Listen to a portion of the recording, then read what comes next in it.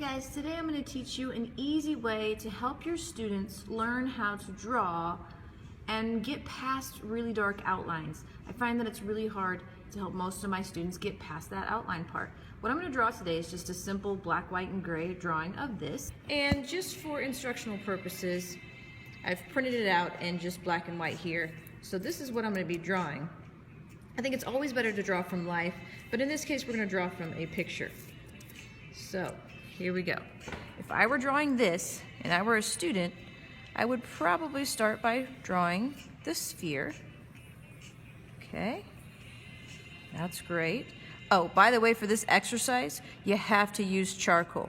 Okay, I'm going to draw the cube next.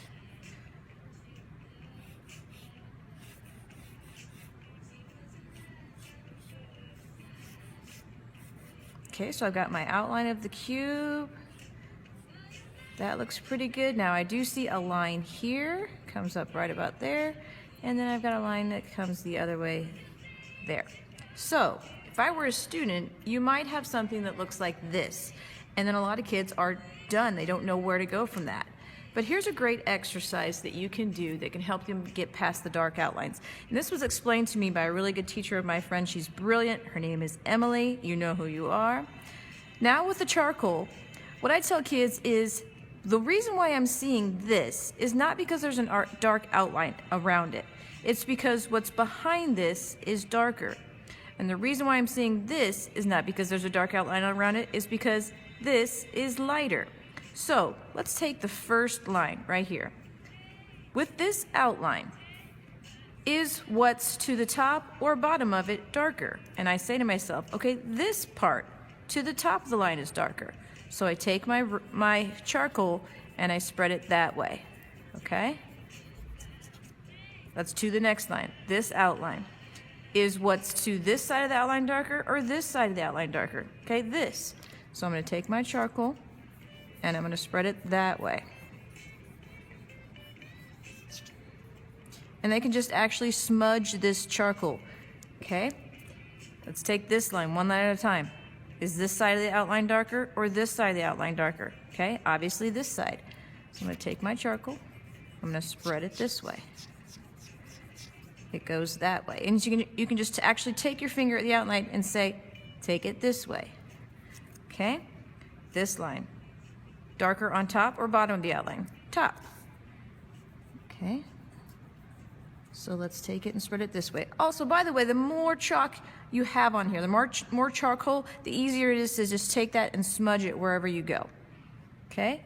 And just do one outline at a time. So you're looking at both sides of the outline and determining which side of the outline is darker. Okay, let's look at my circle. Inside of the circle darker, outside? Well, here it's darker. So I'm going to take my charcoal and smudge it that way. Okay, let's look at this one. This line here. Is this side of the outline darker or this side? Okay, this side. So I'm going to take that and smudge it to this side of the outline.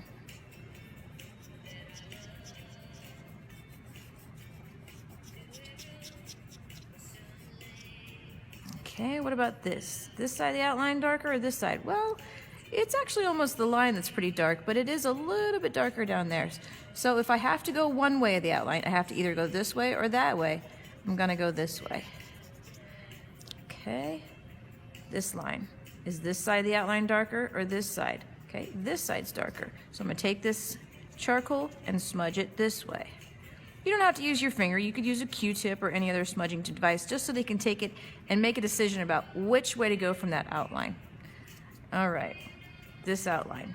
Which part of the line is darker? This side of the line or that side of the line? Okay, that is darker. So whenever things are white, it's not white because there's a dark outline around it. It's white because what's on top of it is darker. All right, let's look at this outline of the circle.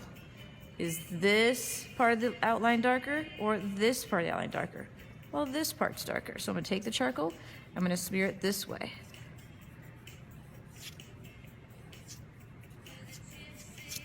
Okay, let's look at this. We've got a line here, line there. And so, which part is darker? To the bottom of the line or to the top? Okay, it's to the bottom. So I'm going to take that and smear it to the bottom because it's darker on the bottom of that. Darker here too.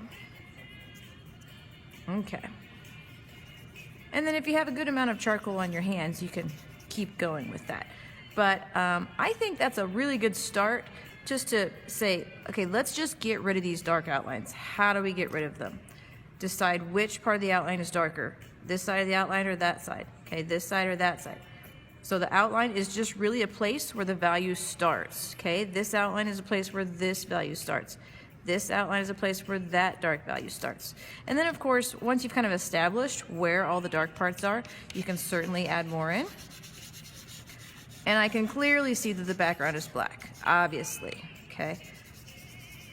But sometimes students really have a hard time telling where does the black start, and they kind of forget about backgrounds and forget about coloring them in altogether.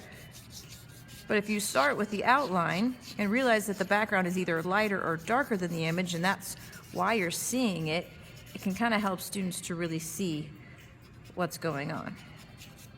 And from there you can go in and add more. You can add more value. And if you have darker areas, certainly add more charcoal. But that exercise should hopefully tell students what outlines are for. They're not for finished drawings.